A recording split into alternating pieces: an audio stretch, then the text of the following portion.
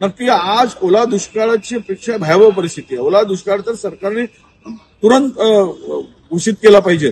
यापूर्वी सुद्धा आम्ही मागणी केली. मराठवाड्यासह पूर्व पश्चिम विदर्भातील काही जिल्हे, त्यामध्ये यवतमाळ जिल्हा आहे, त्यामध्ये वाशिम जिल्हा आहे, बुलढाणा आहे, अकोला आहे, इथलाही सोयाबीन आणि कपाशीचं पीक पूर्ण धोक्यात आलेलं आहे. धोक्यात आलं नव्हे तर नष्टच झाला आहे.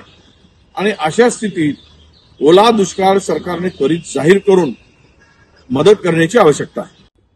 नाही, आज कॅबिनेट बैठक आहे. गेली 2-3 दिवसापासून जी अतिवृष्टी ढगफुटी सदृश्य परिस्थिती झाली, यापूर्वीच्या पावसानेच पूर्वी कंबरडं मोडलं आहे.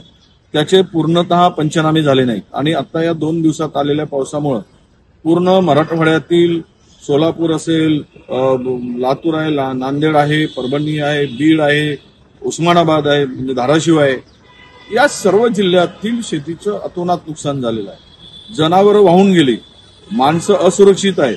सुरक्षित स्थळी त्यांना हलवण्याची अत्यंत आवश्यकता आहे. आणि अशा परिस्थितीमध्ये पंचनामे करू म्हणून भागणार नाही, तर त्या लोकांची सुरक्षा करणं, त्यांना सुरक्षित स्थळी हलवणं आणि त्याबरोबरच मंत्र्यांनी त्या जिल्ह्यात त्वरित जाऊन, अजूनही मंत्री गेलेला नाही बांधावर, शेतकऱ्यांच्या डोळ्यात अश्रू आहे, धाय मोकलून शेतकरी रडत आहे आणि मंत्री मात्र इकडे बसून मजा मारत आहेत. अजूनही गेलेला नाही. मागची एवढी अतिवृष्टी झाली त्यावेळेस कोणता मंत्री फिरकताना दिसला नाही. आणि अद्याप हे 2 दिवसामध्ये जर कहर केलाय पावसाने तरी पण जायला तयार नाही. पुन्हा अतिवृष्टी होण्याचे संकेत आहेत, तसा इशारा हवामान खात्याने दिलेला आहे. पुढे पुन्हा झालं तर काहीही शिल्लक राहणार नाही.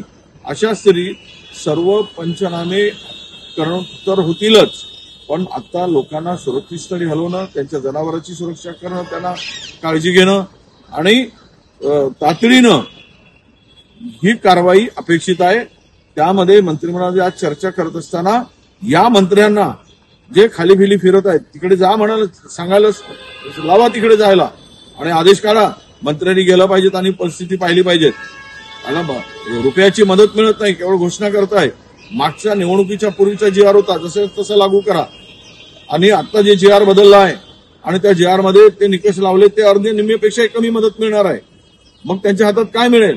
म्हणून काही पीक शिल्लक नाही. पीक विम्याचा उपयोग नाही, कारण जे GR बदलले त्यामुळे पीक विम्यामध्ये निकषात बसत नाही आणि शेतकऱ्याला त्यातून काही फायदा होणार नाही. अशा स्थितीत किमान 50,000 रुपये प्रति हेक्टरी मदत केल्याशिवाय हा शेतकरी जगू शकत नाही. आणि या परिस्थितीमध्ये तातडीनं सरकारने कॅबिनेटमध्ये आज निर्णय करावा अशी आमची मुख्यमंत्र्यांच्याकडे मागणी आहे.